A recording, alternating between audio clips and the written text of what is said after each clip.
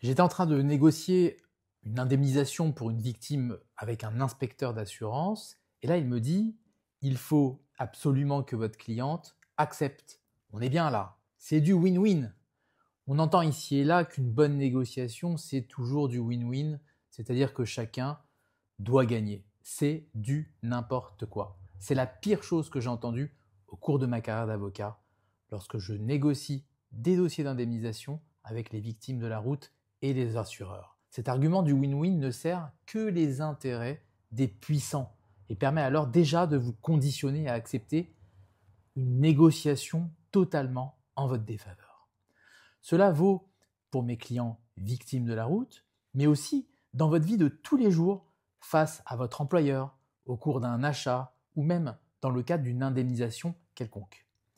Le win-win, c'est quand les deux parties sont déjà sur un pied d'égalité, ce qui est rarement le cas. La plupart du temps, les parties qui négocient, mes clients de tous les jours, sont dans une position de déséquilibre total. C'est David contre Goliath. Alors, je vous pose cette question, qui est très simple. Est-ce que David a accepté le win-win face à Goliath?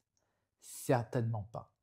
Celui qui prend le dessus sur les négociations sera le plus fort et c'est la raison pour laquelle, au moment des négociations, il faut tout donner et se montrer le plus agressif possible en restant ferme sur ses positions.